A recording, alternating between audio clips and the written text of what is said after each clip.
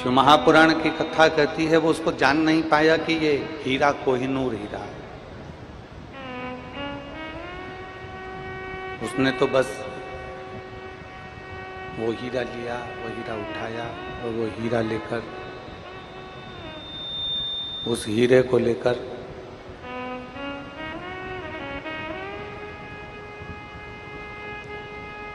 वो गुरुजी के पास पहुंच गए और गुरुजी ने उस हीरे को देखा और हीरे को देखकर उस शिष्य से पूछा, उस शिष्य से पूछा कि तू इसको जानता है, ये क्या है?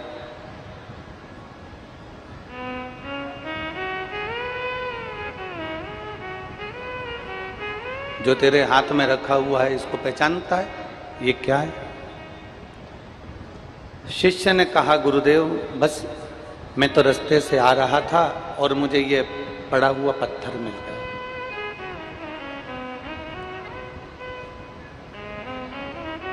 तो इसको नहीं पहचानता?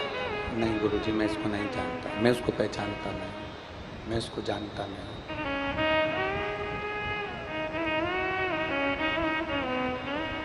बस गुरुजी ने कहा, एक मनुष्य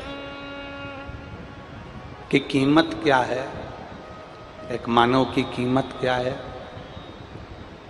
तो इस पत्थर से पहचान सकता। ले, इस पत्थर को लेकर जा और छोटे से छोटे व्यापारी से लेकर बड़े से बड़े व्यापारी तक इस पत्थर को, उसकी कीमत आंक। ये प्रसंग हम पहले भी एक बार बोल चुके हैं, इस प्रसंग को हम पहले भी सुना चुके हैं।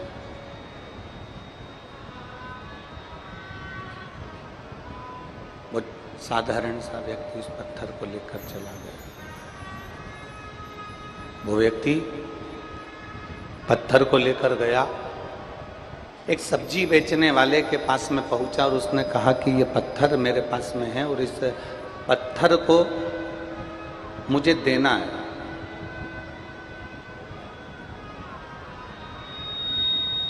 इस पत्थर को मुझे देना है, क्या आप इस पत्थर को ले सकते हो? सब्जी वाले ने कहा कि पत्थर तो चमकीला है, चमकदार है, पत्थर तो अच्छा है, अगर मैं ले लूँगा तो मेरे बच्चे खेलेंगे और नहीं खेलेंगे तो तराजू पे रखकर सब्जी तोलने के काम आएगा। उसने कल ले, ये 2 रुपये ले, और 2 रुपये लेकर इस पत्थर को मुझे दे दो। उसने कहा 2 रुपये में मैं पत्थर नहीं दूंगा। चल अच्छा 4 रुपये ले ले, नहीं दूंगा। उसने पत्थर को लिया, लेकर आगे गया। एक किराने की दुकान वाला मिल गया और किराने की दुकान वाले से कहा, मुझे ये पत्थर देना है। किराने वाले ने विचार करा कि इतना सुंदर पत्थर है, इसकी चमक कितनी जोरदार है, एक काम करता हूँ ये पत्थर मैं ले लेता हूँ। लाओ इस पत्थर को मुझे दे दो, मैं इसके 50 रुपये तुमको देता हूँ, इसके 60 रुपये तुमको देता हूँ, ये पत्थर तुम मुझे दे दो, इस पत्थर को तुम मुझे दे दो। उसने उसको भी पत्थर नहीं दिया। अब वो पत्थर लेकर आगे बढ़ा तो एक कपड़े वाले की दुकान पर गया। कपड़े वाले ने पत्थर को देखा तो चमकदार पत्थर था। उसने कहा इसको मैं ले लेता हूँ, इसके 1000 रुपये मैं तुझको दूंगा। उसने भी उसको नहीं दिया। धीरे धीरे सुनार को मालूम पड़ गया, सोने चांदी वाले को मालूम पड़ गया कि कोई हीरा लेकर घूम रहा है और उसको हीरे की कीमत नहीं मालूम। सुनार ने कहा, जोहरी ने कहा कि ये पत्थर आप मुझको दे दो, ये पत्थर मैं ले लेता हूँ और इसकी कीमत 1 लाख रुपए मैं तुझको दे देता हूँ। जोहरी को भी उसने पत्थर नहीं दिया, जोहरी को पत्थर प्रदान नहीं किया। जब जोहरी को पत्थर नहीं दिया, राजा को सूचना मिली कि कोई कोहिनूर हीरा लेकर निकला हुआ है और उसकी कीमत आंक रहा है। राजा ने उसको बुलाया कि ये पत्थर हमको दे दो और हमारी पूरी राज्य की जितनी भूमि है, जो राजघराना है, सारा की सारा तुम ले लो। उसने पत्थर उनको भी नहीं दिया, वापिस गुरुजी के पास आ गया, गुरुजी आखिर ये पत्थर क्या है? तब गुरु ने कहा कि ये मानव का शरीर और ये पत्थर कोहिनूर हीरे जैसा है, जिसको पहचानने वाला चाहिए कि कौन किस वैल्यू से पहचानता है।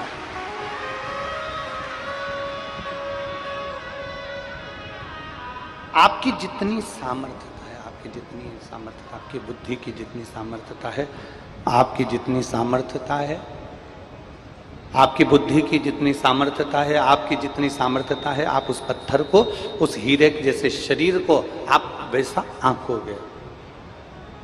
महाराज, वो किसी ने सही कहा है कि मैंने हीरा जन्म तुझको, मैंने मानव जन्म तुझको हीरा दिया, मैंने मानव जन्म तुझको हीरा दिया, तू यूं ही गवाए तो मैं क्या करूं, तुझको मानव जन्म मैंने हीरा दिया, तू यूं ही गवाए तो मैं क्या करूं। मैंने बड़ा सोच समझकर, बड़ा विचार कर कर, बड़ी दृष्टि रखकर, बड़ी सोच कर ये मानव का शरीर तुझको दिया है। इस मानव के शरीर को तू बस अब अपने अनुकूल उसको ढाल।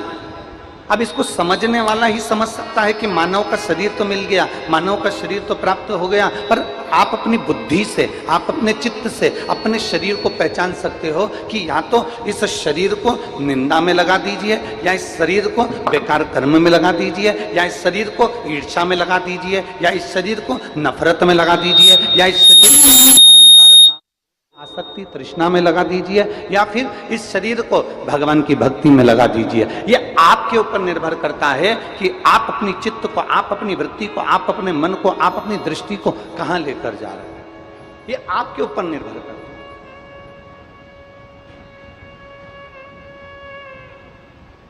अहंकार में अगर इस शरीर को लगा दिया, अभिमान में लगा दिया, तृष्णा में लगा दिया, आसक्ति में लगा दिया, वासना में लगा दिया, ये कुछ भी नहीं चल रहा है क्या?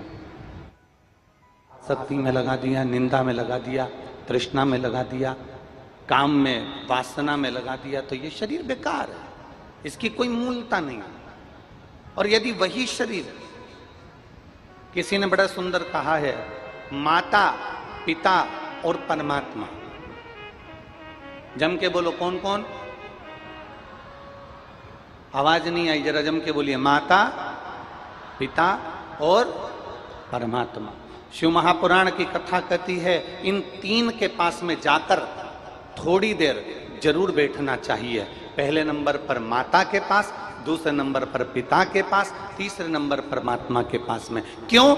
जब हम हमारी माँ के पास में जाकर बैठते हैं, दिन भर तुमने व्यापार क्या किया, दिन भर दुकान पर क्या किया, दिन भर नौकरी में क्या करा, आपके घर में अगर वृद्ध माता है, उसके पास में जाकर थोड़ी देर बैठो, उसके पास बैठोगे, उसको समय दोगे, तो एक ना एक तुम्हारा मुसीबत का हल तुम्हारी माँ अवश्य बताएगी। अपने पिता के पास जाकर बैठो। घर में बुजुर्ग पिता है, बाप अगर घर में है, पिता अगर घर में है, तुम कहीं से भी आओ, दिन भर कितने भी व्यस्त रहो, कितनी भी नौकरी में, कितने भी व्यापार में, कहीं पर भी व्यस्त रहिए, 2 क्षण अपने पिता के पास जाकर जरूर बैठो, वह आपको अपनी मुसीबत का हल जरूर बताएंगे। और तीसरे नंबर पर परमात्मा, जिस महादेव को आप चाहते हो, राम को, कृष्ण को, शिव को, दत्त को, तुम्हारी मर्जी पड़े तुम जिसको भजते हो, उस परमात्मा के करीब में 2 क्षण आकर जरूर बैठो।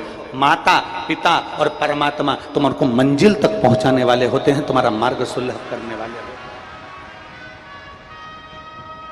कुछ देर माता के पास में जाकर बैठिए, कुछ देर परमात्मा के पास जाकर बैठिए, कुछ देर अपने पिता के पास जाकर बैठिए, और बैठो।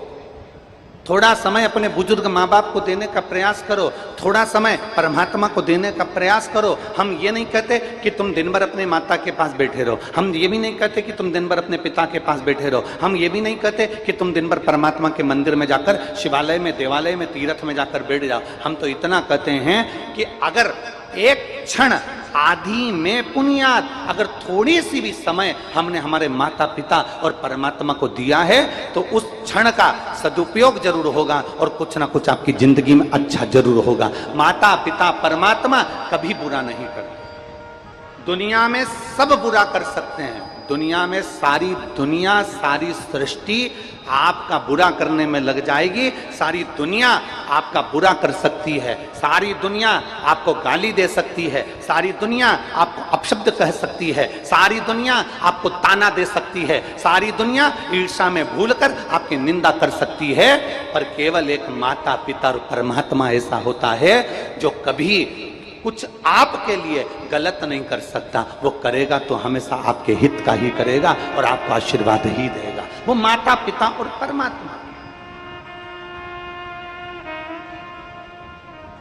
दो क्षण जाओ उस परमात्मा के पास, दो क्षण जाओ अपनी माता के पास, दो क्षण जाओ अपने पिता के पास, थोड़ा बैठो, थोड़ा चर्चा करो, थोड़ी देर बैठा करो। आप लोगों में से सब लोग शिवालय जाते हो? जम के तो बोलो। जल चढ़ाने जाते हो ना?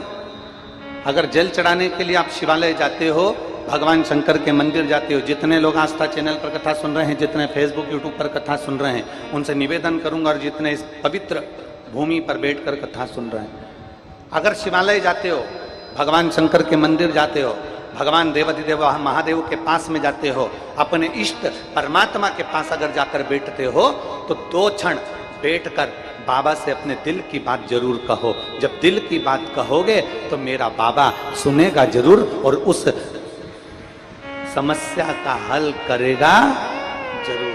बोल बम का नारा है, सारी समस्या का हल। आप उसके करीब में जाइए, आप उसके नजदीक में जाइए, आप उसके पास जाइए। और खाली ना जाता कोई दर से तुम्हारे, खाली ना जाता कोई दर से तुम्हारे, मैं भी खड़ी हूँ बाहें पसारे, अपने हृदय से लगा लो, लगा लो, गिरा जा रहा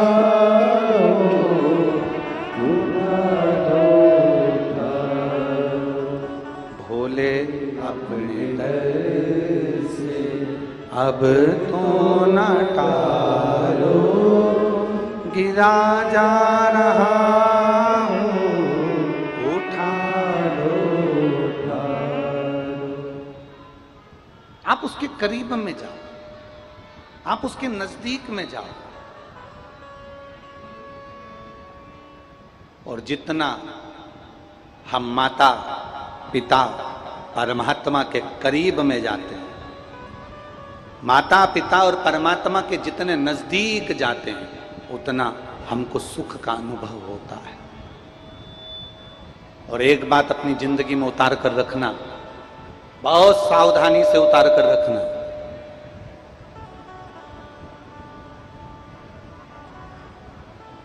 अपना दुखड़ा, अपना दर्द, अपनी तकलीफ किसी से मत कहना।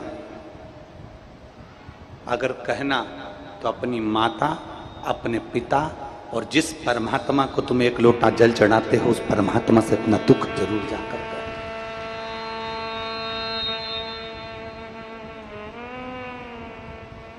उसको पहचानो,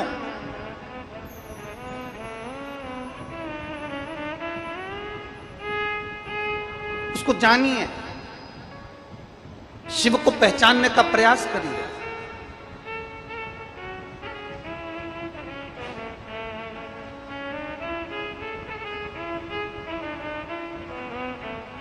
उस परमात्मा को जानने का प्रयास करिए। और जब हम परमात्मा को जानने का प्रयास करेंगे, जिस समय हम जान जाएंगे कि ये छोटा सा शिवलिंग जो तुम्हारे घर में छोटा सा शिवलिंग रखा हुआ है, तुम्हारे घर में जो शिवालय बना हुआ है, तुम्हारे घर के पास में जो शिवलिंग रखा हुआ है, तुम्हारे घर के पास में जो मंदिर बना हुआ है, तुम्हारे घर में के पास में जो भगवान शंकर का मंदिर है, शिवालय है, जो नदी पर, सरोवर पर, तालाब पर, कुएं के नजदीक में जो शंकर भगवान का शिवलिंग रखा हुआ है, तुम्हारे घर के अंदर छोटे से मंदिर में छोटा सा शिवलिंग रखा हुआ है, जिस दिन तुम पहचान जाओगे कि ये केवल शिवलिंग नहीं है, ये हमारे घर में हमारे माता पिता और परमात्मा का एक प्रतिबिंब बैठा हुआ है, जिससे हमें अपने मन की बात कहनी,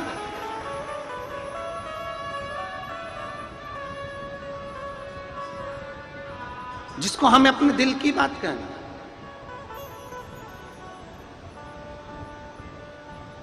और अपने हृदय की बात, अपने चित्त की बात। मैंने मानव जन्म तुझको हीरा, तू यूं ही गवाए तो मैं क्या करूं। मैंने नैनों में रोशनी बराबर की, तू यूं ही गवाए तो मैं क्या करूं।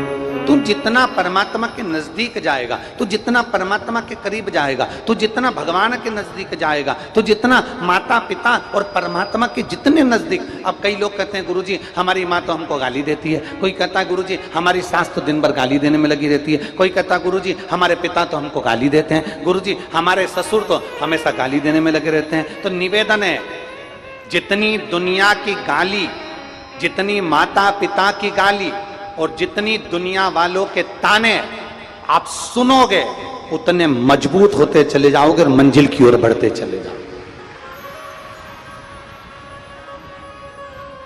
तुम्हारे घर में, तुम्हारे गांव में मंदिर है,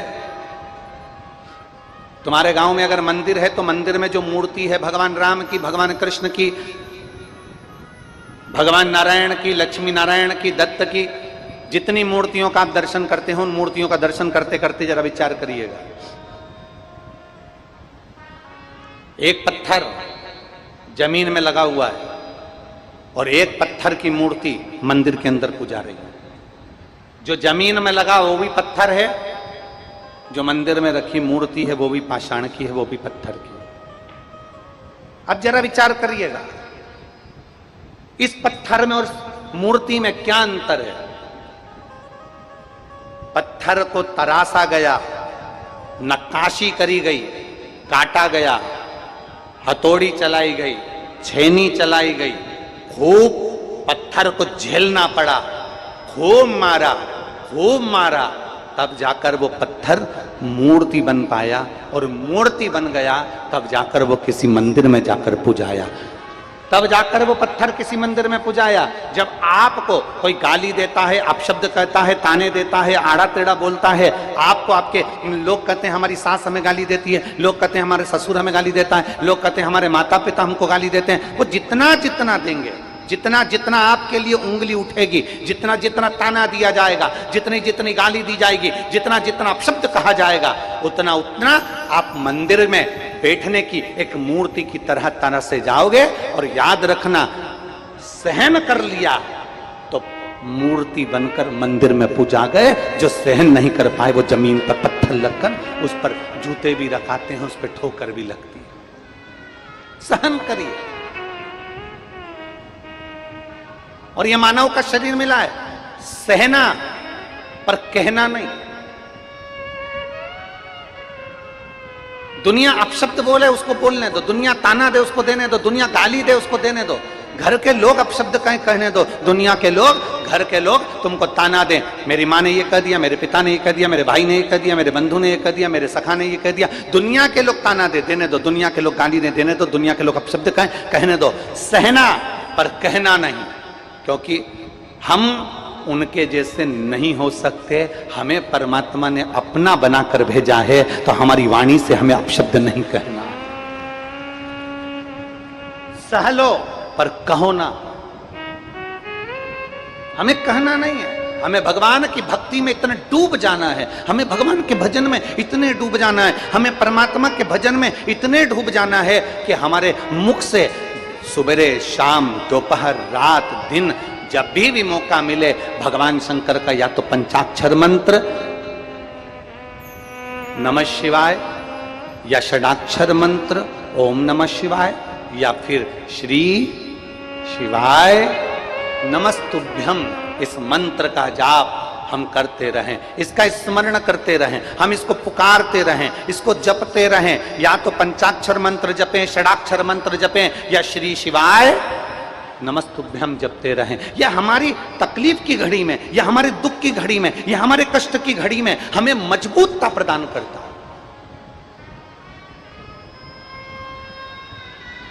जब हमारी दुख की घड़ी आती है, जब हमारी तकलीफ की घड़ी आती है, उस जगह पर यह मजबूतता प्रदान करता है। हमारा किया गया जाप, हमारा किया गया अनुष्ठान, हमारा किया गया मंत्र जाप, हमारा लिया गया भगवान का नाम हमें मजबूत करता है, हमें प्रबलता प्रदान करता है।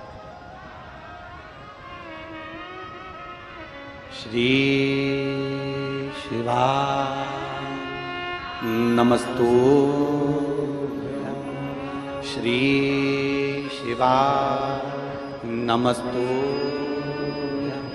श्री शिवाय नमस्तु,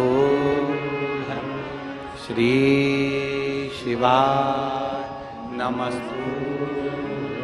कभी मौका मिले तो शिव महापुराण के विद्येश्वर संहिता को उठाना, उसको पढ़ना। उस विद्येश्वर संहिता में लिखा हुआ है कि श्री शिवाय नमस्तुभ्यम बोलने वाले व्यक्ति का मात्र मुख का दर्शन कर लो तो ऐसा लगता है कि शंकर के मुख का दर्शन कर लिया। हमने हजारों अश्वमेध यज्ञ का पुण्य फल अपनी जिंदगी में प्राप्त कर लिया, हजारों अश्वमेध यज्ञ का फल हमने प्राप्त कर लिया।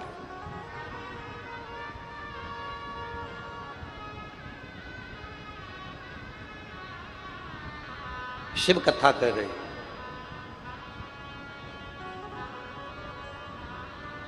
कहीं अभिमत्ता व्यक्ति के भीतर होती है तो वो परमात्मा से भी दूर हो जाता है, भगवान से भी दूर हो जाता है, भजन से भी दूर हो जाता है। और यहां तक जब व्यक्ति के भीतर अभिमत्ता आती है, अहंकार आता है, अभिमान जब बहुत सिर पर चढ़कर बोलने लगता है, तो उसे परमात्मा का नाम हो, चाहे मंत्र हो, चाहे जाप हो, वो बुरा लगने लगता है। अभिमत्ता में, अहंकार में। अब देखिए कितनी सुंदर प्रसंग आया, शिव महापुराण में वर्णन आता है कि ब्रह्मदेव ने भगवान नारायण से पूछ लिया कि तुम्हारे पिता कौन?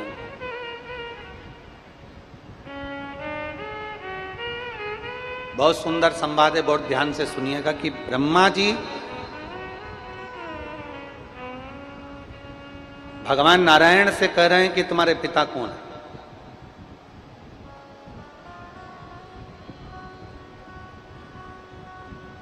श्रीमान कैलाश जी, श्रीमान राम नारायण जी, श्रीमान प्रहलाद जी, श्रीमान ये तो हमारे यहां के पिता हैं, ये तो हमारे पृथ्वी के पिता हैं, ये तो हमारे मृत्यु लोक के पिता हैं।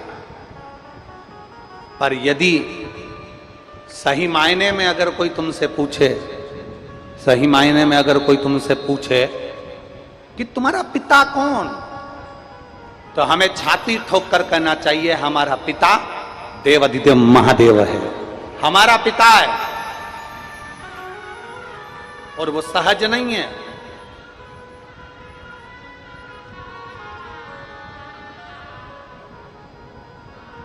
यहां के पिता हो सकता है एक बार, यहां के पिता हो सकता है एक आध बार हमारे ऊपर ध्यान ना दे पाए। यहां का पिता हो सकता है हमारे ऊपर एक आध बार ध्यान ना दे पाए। स्वयं शिव महापुराण की कथा कह रही है। दक्ष प्रजापति की सभा में शंकर भगवान बैठे हैं,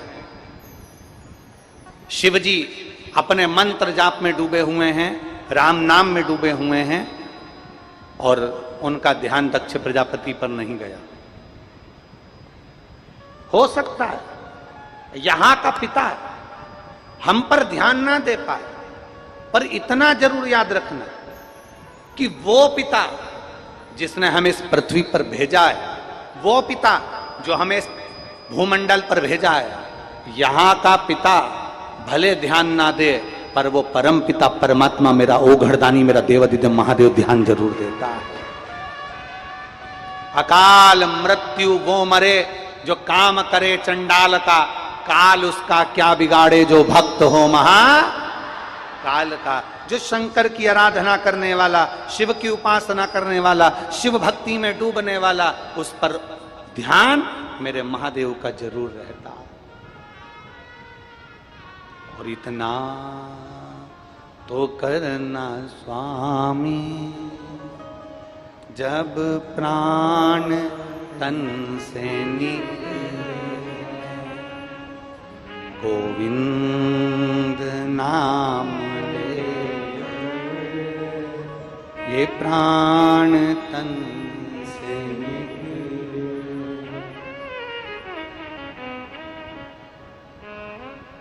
ये प्रयास हो, वो ध्यान रखे। हमने अभी ओमकारेश्वर की कथा में एक बात कही थी, आप लोगों ने श्रवण करा होगा, व्यासपीठ से देवादिदेव महादेव की पवित्र भूमि से कथा चल रही थी। उसमें एक बात कही थी, मनुष्य का मोबाइल ऑफलाइन हो सकता है, मनुष्य का नेट ऑफलाइन हो सकता है,